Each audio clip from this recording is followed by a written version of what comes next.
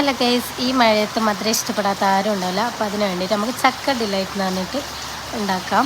അതിന് വേണ്ടിയിട്ട് fresh cream നിങ്ങൾ വാങ്ങിക്കുകയാണെങ്കിൽ അങ്ങനെ ചെയ്യാം. പക്ഷേ ഞാൻ ഫ്രഷ് ക്രീം ഇവിടെ ഉണ്ടാക്കുകയാണ് ചെയ്തത്. അതെങ്ങനെ ഉണ്ടാക്കാമെന്ന് നോക്കാം. അതിന് വേണ്ടിയിട്ട് കോൺഫ്ലവർ 2 ടീസ്പൂൺ എടുത്തിട്ട് അത് അതായത് തണുത്ത പാലിൽ ഒന്ന് കലക്കി വെക്കുക. പിന്നെ പാല് തിളപ്പിക്കാൻ വെക്കുക. അതിലേക്ക് തന്നെ ഒഴിച്ച് കൊടുക്കുക. എന്നിട്ട് കൈ വിടാതെ നല്ലോണം ഇളക്കി യോജിപ്പിച്ച് കൊടുക്കുക. നിങ്ങൾ ഫ്രഷ് ക്രീം വാങ്ങുകയാണെങ്കിൽ ഇതിൻ്റെ പണിയൊന്നുമില്ല. പക്ഷെ നമുക്ക് നാച്ചുറലായിട്ട് നമുക്ക് വീട്ടിൽ തന്നെ ഉണ്ടാക്കാമെന്ന് വിചാരിച്ചിട്ടാണ്.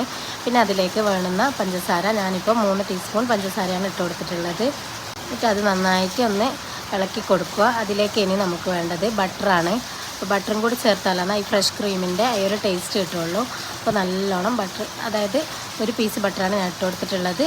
അതിട്ട് കൊടുത്തിട്ട് നല്ലോണം ഇളക്കി കൊടുക്കുക. അതിന് ശേഷം ഒന്ന് ഇളക്കി കൊടുത്തിട്ട് നല്ലോണം ഒന്ന് വറ്റുന്നത് വരെ ഒന്ന് ഇളക്കി കൊടുക്കുക. ഓവറായിട്ട് വറ്റണ്ട, കുറച്ച് നമുക്കൊരു കഴിക്കാൻ പാകത്തിനുള്ള രീതിയിൽ വറ്റിച്ചെടുക്കുക. എന്നിട്ട് അതിന് ശേഷം പപ്പടം പൊരിച്ചെടുക്കുക.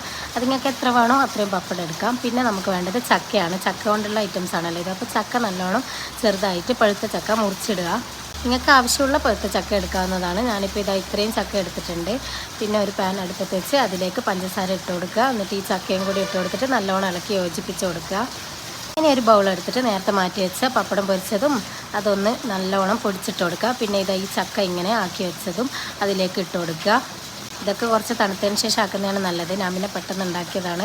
അപ്പോൾ അതിന് ശേഷം ഈ ക്രീമും കൂടി ഒഴിച്ച് കൊടുക്കുക. അപ്പം നിങ്ങൾക്ക് ഇതിന് പകരം ഫ്രഷ് ക്രീമാണെങ്കിൽ അങ്ങനെ ചെയ്താൽ മതി.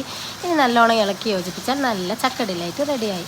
അപ്പോൾ ഇതുപോലൊക്കെ ഉണ്ടാക്കിയിട്ട് ഫീഡ്ബാക്കൊക്കെ പറയുക. അപ്പോൾ മഴയാണ്, അതുകൊണ്ട് സൗണ്ടിനൊക്കെ പ്രോബ്ലം ഉണ്ടെങ്കിൽ നിങ്ങൾ ക്ഷമിക്കുക. അപ്പോൾ ഇതുപോലത്തെ വീഡിയോ ആയിട്ട് വീണ്ടും വരാം ഇൻഷാ അല്ലാഹ്. Okay, by.